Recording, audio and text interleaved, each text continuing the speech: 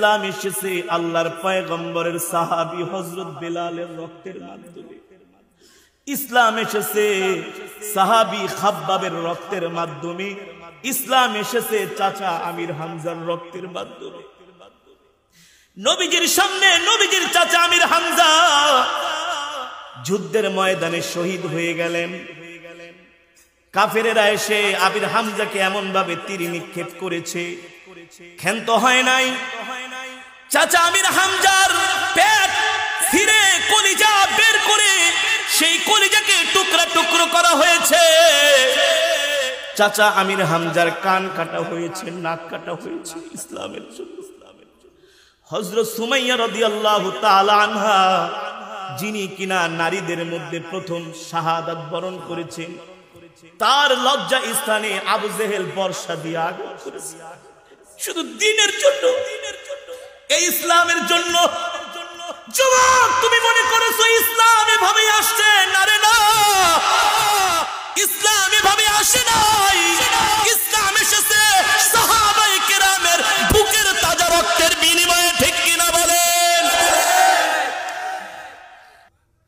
আল্লাহর নবীকে এমন ভাবে পাথর মেরে নবীর শরীরকে রক্তাক্ত করা হয়েছে। নবীর শরীরের মধ্যে, শরীর মোবারকের মধ্যে এমন ভাবে পাথর আঘাত করেছে, প্রতিটা পাথরের আঘাতে আল্লাহর নবীর শরীরের গোশতগুলো খসে খসে পড়েছে।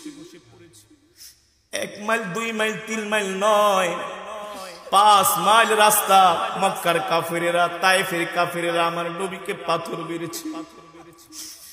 শেষ পর্যায়ে এমন একটা জোরে পাথর মারলো, পাথর এসে আমার নবীর পা মোবারকে লাগলো। আল্লাহর নবী এতক্ষণ হাঁটছিলেন, এখন আর হাঁটতেও পারেন না। পাথরের আঘাতে নবীজি তায়েফের ময়দানে লুটায়া পড়লেন। সাথে ছিল নবীজির পালক পুত্র যায়েদ ইবনে হারেসা। যায়েদ ইবনে হারেসা যায় আল্লাহর নবীকে জড়ায় ধরলেন। যায়েদের শরীর ক্ষত বিক্ষত হলো, আল্লাহর নবী হাঁটতে পারে না। নবীর এই করুণ অবস্থা দেখে আল্লাহ সহ্য করতে পারলেন না। জিবরাইলকে বলে, জিবরাইল, আমার বন্ধু কালেমার জন্য, দ্বীনের জন্য তায়েফের ময়দানে কাফেরদের পাথরের আঘাত খেয়ে আমার বন্ধু লুটায়া পড়েছে। আমি এই দুনিয়া তো সৃষ্টি করেছি আমার বন্ধুর জন্য, যদি আমার বন্ধুই না থাকে আমি দুনিয়া দিয়া কি করব? আল্লাহু আকবার।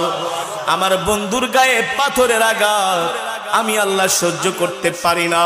জিবরাইল, যাও যাও যাও, আমার বন্ধুর কাছে যায়া জিজ্ঞেস করো, আমার বন্ধু যদি চায় 1 মুহূর্তের মধ্যে আমি তায়েফবাসীদেরকে পাহাড় দিয়া চাপা দিয়া শেষ করে দেব। আল্লাহর নবী তায়েফের ময়দানে পড়ে আছেন।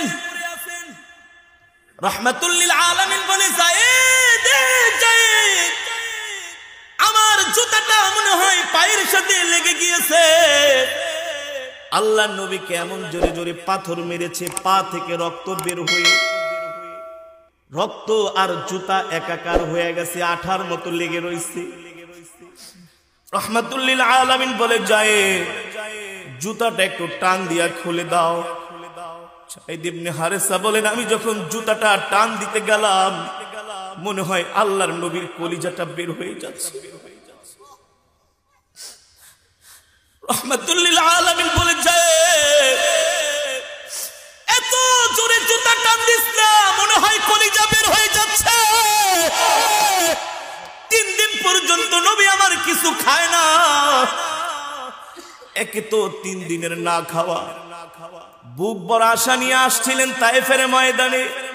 আল্লাহ, বুক ভরা আশা নিয়ে এসেছিলেন তায়েফের ময়দানে। হয়তোবা তায়েফবাসীরা কোরআনের দাওয়াত গ্রহণ করবে। তায়েফবাসীরা কোরআনের দাওয়াত তো গ্রহণ করেই নাই, উল্টা তার পরিবর্তে আমার নবীকে পাথর মেরে রক্তাক্ত করেছে।